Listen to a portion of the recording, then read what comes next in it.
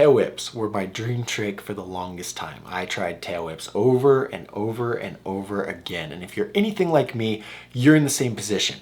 Tail whip, tail whip, tail whip, tail whip, but you can't land it. And a lot of people wonder, why can't I land this infamous trick? What's going on here?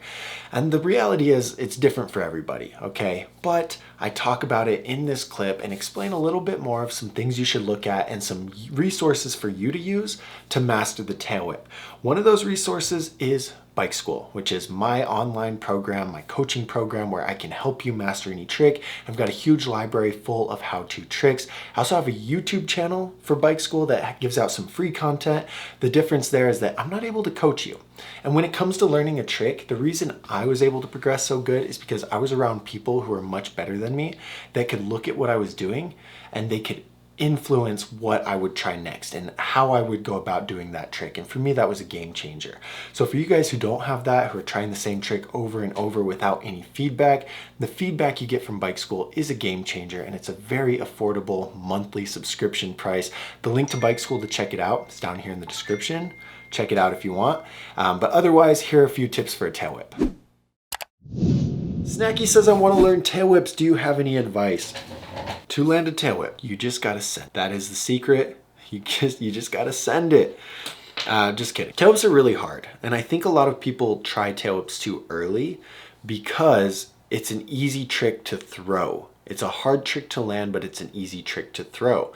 Where bar spins are a hard trick to throw, but they're an easy trick to land.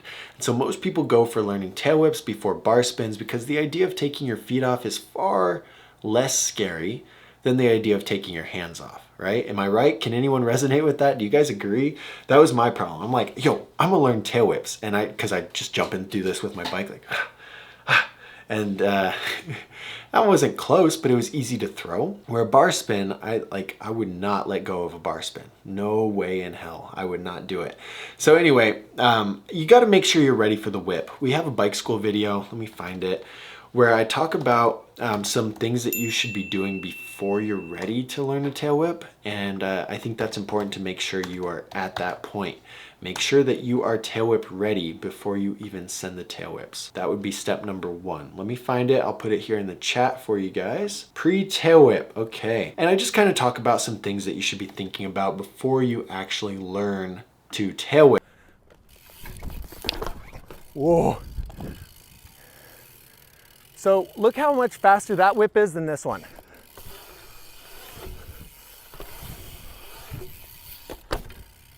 It's a lot more controlled when you're able to do it fly out. And the other thing, the other reason you need to know how to jump properly is because your chest placement. A big issue with whips is that people's chest is all wrong.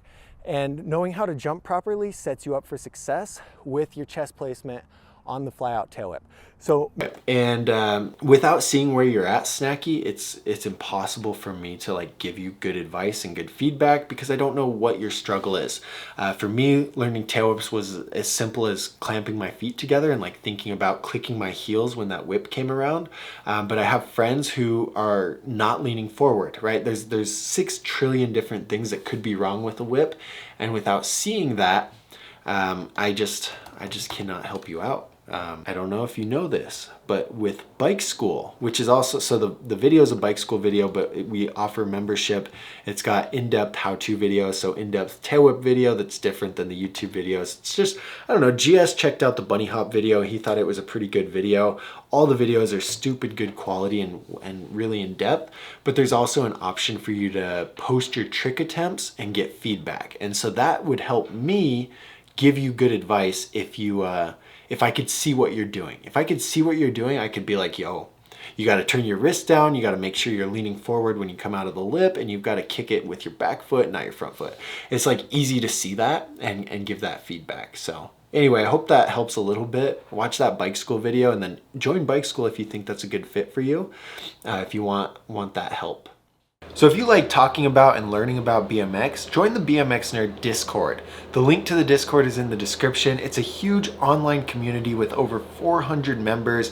Every single person in there loves BMX just as much as you and I. It's a good place to post pictures of your bike, ask questions, post clips of your riding, and do anything BMX related with the BMX community that loves riding. So click that link, join the Discord. If you enjoyed this video and you got any value out of it, consider hitting the subscribe button because it really helps me out. We'll see you guys in the next video.